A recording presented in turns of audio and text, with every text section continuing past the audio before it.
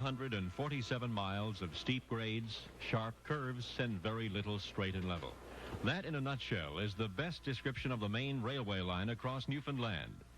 With its 4 branch lines, it comprises the largest network of narrow-gauge railroad in North America. Less celebrated than the mountainous lines of Colorado or the White Pass and Yukon route, it has nonetheless served the island well in the 95 years that have elapsed since the first track was laid. The Newfoundland narrow gauge is 3 feet 6 inches, which means the rails are 14.5 inches closer together than the standard gauge used throughout North America and Europe.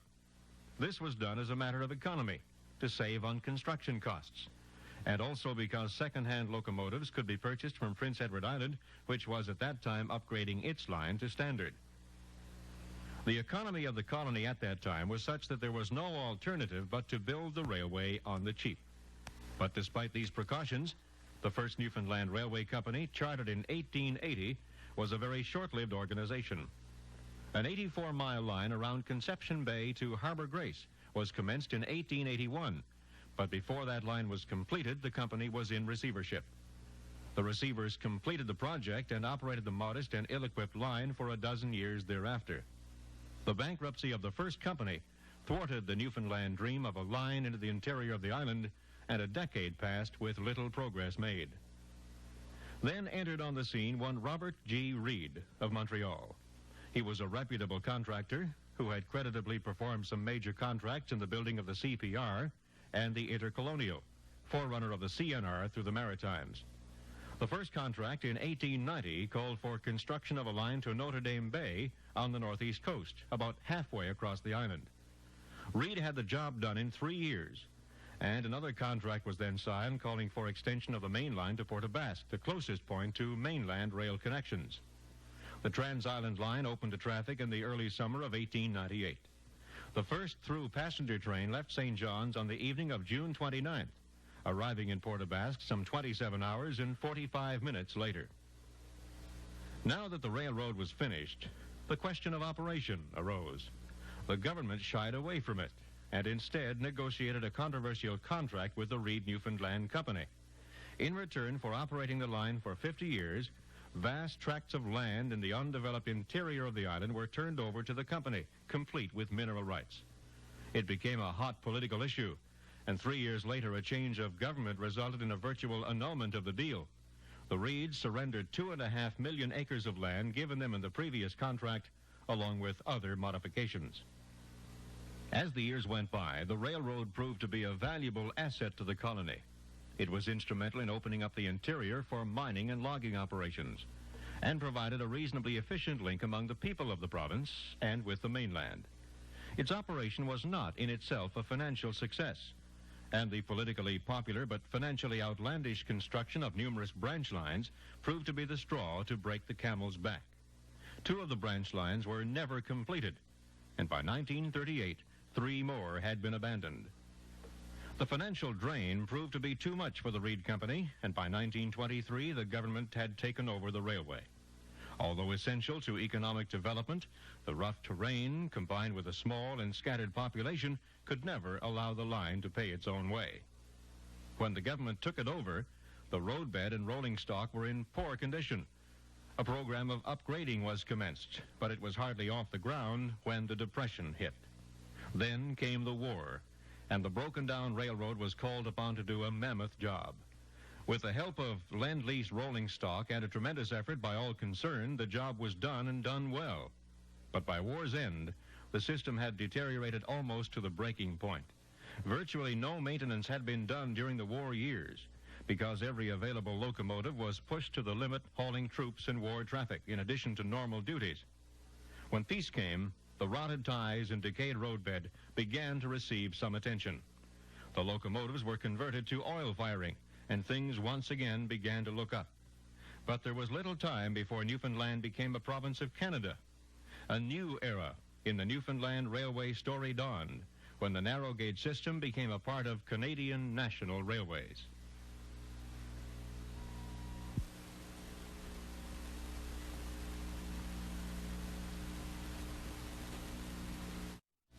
(1949) was a year of many changes, and difficult adjustments were required on all sides. The railroad employees had to learn the CNR way of doing things, different operating rules, and the so-called proper procedure for everything.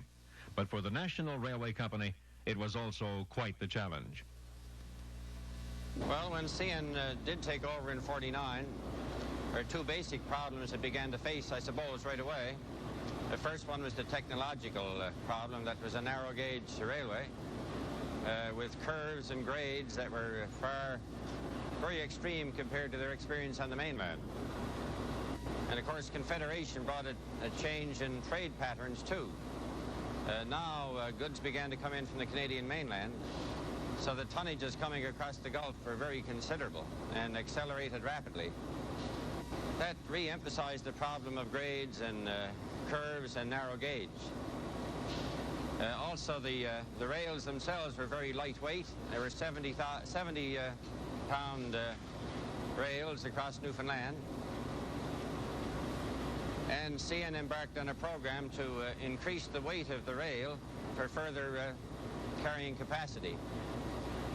Over these years, it's increased the amount of heavy rail so that most of it is now 100-pound rail or 85-pound rail compared to the original 70-pound. The next step was dieselization. The 40 steam locomotives, some of which dated back to 1917, were retired and replaced with the new diesels. The newcomers had twice the pulling power of the steamers and could be operated in multiples by only one engine crew. Longer trains became the order of the day, and it was common to see 4 to 6 diesels pulling up to 100 cars over the steep grades. By 1956, dieselization was complete, and all but one of the steam locomotives had gone to the scrap heap. Number 593, built by Baldwin Locomotive Works in 1917, stands today in a park near Corner Brook, a silent memorial to a bygone era. The passing of steam was a blow to nostalgia. Frank Rogers' father was an engineer for many years. Today, Frank has an impressive model railroad in his basement, but his boyhood dreams were much bigger than that. Well, I suppose I was so small first when I started going aboard those engines with my father. It was natural that I wanted to be a railroad engineer, and this is what I said I was going to be all the time. But eventually the day arrived when he simply told me I wasn't, and that was the end of that. What do you remember most about riding the engines with your father?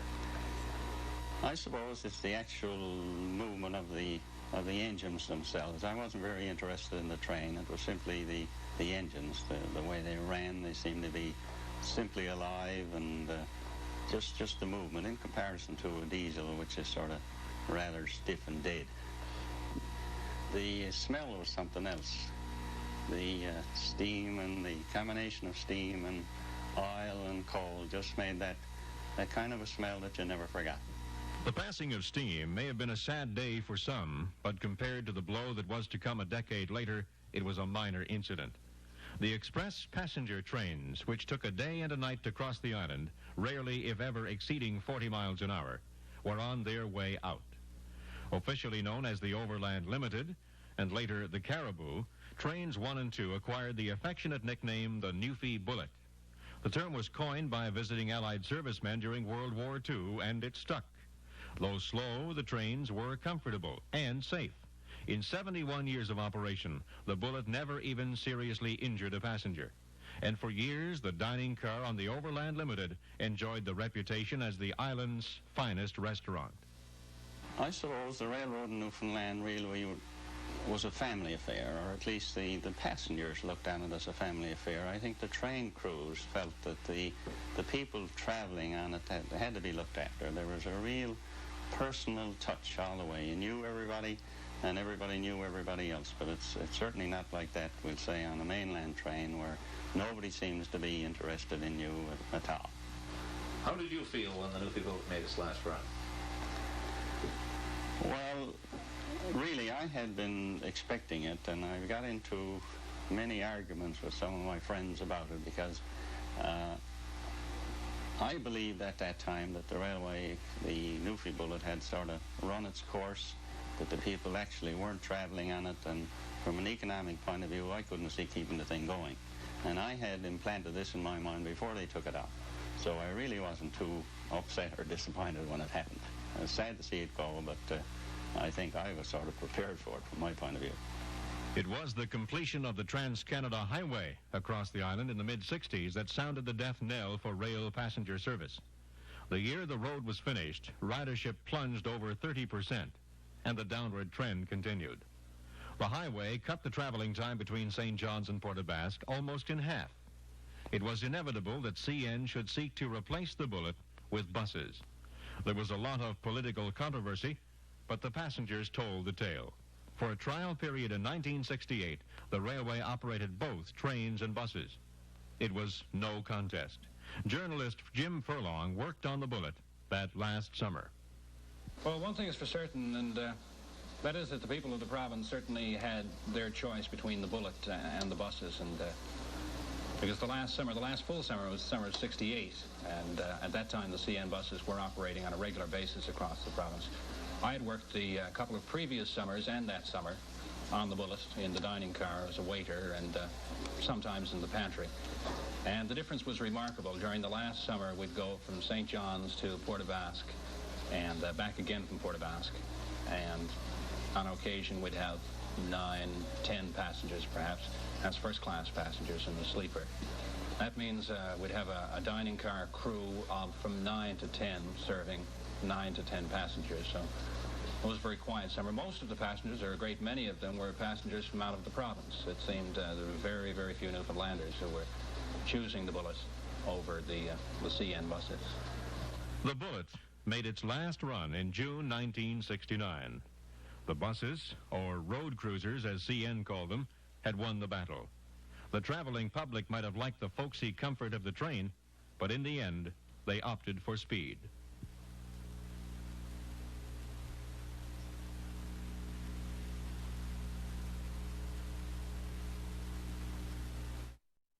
When the Newfie Bullet came off the rails, CN continued to operate a passenger service of sorts. Mixed trains on the branch lines carry a coach at the end because they run through areas not served by the road cruisers. Few passengers are carried on most trips, but there are exceptions. In the summer, tourists ride the mixed trains for a taste of something different, and there's the odd nostalgia seeker. On some special occasions, several coaches have to be added, and this is one of them. We're at the station in St. John's, about to take train 207 to Argentia, and today there's a big crowd. Many of them have never been on a train before. The engineer gets the highball, and we're off.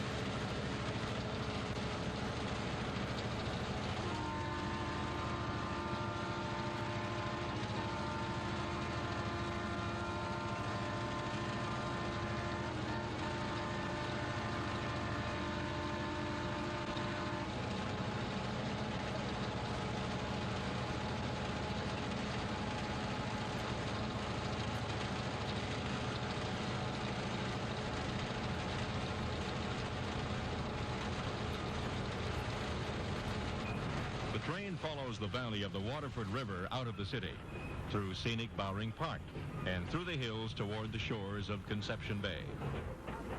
It's a beautiful day, and we sit back to enjoy the scenery as the train rolls along the seashore. The main line follows the beach for about 10 miles, from Foxtrap to Holyrood, just a few yards from the high water mark. It's one of the longest stretches of level track on the whole system, and our train makes good time along this section. People at trackside turn their heads, for the romance of the railway is still strong, and the engineer's wave is sufficient to make the day worthwhile for the children who watch the locomotive rumble by. Holyrood lies at the very head of Conception Bay, about 30 miles from St. John's, and it's here that most of the passengers leave the train. Having enjoyed the novelty of the train ride, they'll take buses back to the city. After a short stop, we're off again, and now we tackle some of the steeper grades as we approach the Cat Hills. We round the horseshoe curve at North Arm and climb toward Woodford's, a grade where back in days of steam, it was frequently necessary to ascend with half the train, with the locomotive coming back for the remainder.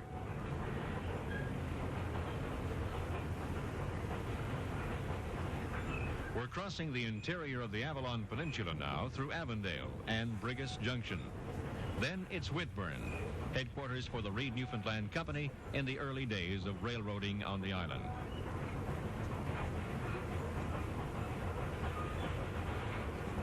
We leave the main line at Placentia Junction and head toward the ferry and coastal boat terminal at Argentia.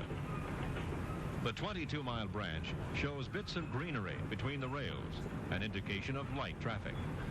There are only 3 trains a week over this line, but they come in handy for those with trackside cabins on the many ponds, who find the train a significant improvement over Shanks Mare. The Argentia branch has some of the finest scenery on the island. It follows the hillside high above Placentia Gut and snakes its way through rock cuts so narrow that engine crews are warned not to lean out the cab windows. The branch is not without historic significance, as the celebrated Lord Beaverbrook rode it in a lowly caboose back in 1941, on his way to attend that famous meeting between Churchill and Roosevelt, which produced the Atlantic Charter. At Argentia, the cars of freight bound for the isolated communities along the south coast of the island are sent out near the wharf for loading on board ship. Then it's back to Whitburn for the night. Tomorrow, the train will travel down the branch to Carbonear before returning to St. John. The narrow gauge may be fun to ride, but railroads don't exist for the benefit of joyriders. With the emphasis on fuel economy these days, railroads seem assured of their place in the future. But the Newfoundland line isn't as economical to run as its standard gauge and heavier-built mainland counterparts. In an effort to improve efficiency, Canadian National has introduced an innovative system known as truck-to-truck transfer. Loaded boxcars from the mainland cross the Cabot Strait in rail ferries, and on arrival at Port aux Basques, they undergo a transformation. Specially constructed hydraulic jacks lift the cars off the rails. The wheel assemblies, known as trucks, are removed, and narrow gauge trucks are substituted. The car can then travel on the narrow gauge lines, eliminating the costly and time-consuming process of transshipment. While this is an improvement, there are still drawbacks. Even though we can bring mainland cars over and put them on Newfoundland car sets, the problem is that the Newfoundland car sets only have a capacity of 50 tons of freight, whereas the mainland car sets can carry 100 tons of freight. So there's the basic economic problem that you can only carry half the payload in Newfoundland that you can on the mainland. That's been the continuing problem, and even with the truck-to-truck innovation, the fact still remains that the cost per ton mile in Newfoundland is much higher than it would be on the mainland. One might think the obvious solution would be to rebuild the railway to standard gauge, but that isn't quite as simple as it sounds. Canadian National says the cost would be prohibitive, and the railway has opted to live with the limitations of the existing system. At one point, they talked about it. In fact, several times over these years, they've talked about standard gauging. And figures are cast about by everybody. I'd name a figure without wanting anybody to hold me to it, but we're probably talking in the vicinity today of something like $300 million. It's probably as good a figure as anybody's. And even back when it was first talked about, the size of the figure in magnitude related to the dollar value then was just as fearsome. It's not the sort of thing that CN could handle on its own. It would have to be a political decision, and it isn't a decision that I'd really expect to be made. The Newfoundland Railway, built on a shoestring across a rugged country to serve a scattered population. A railroad that could never pay, yet without it, Newfoundland could never have developed to the extent that it has.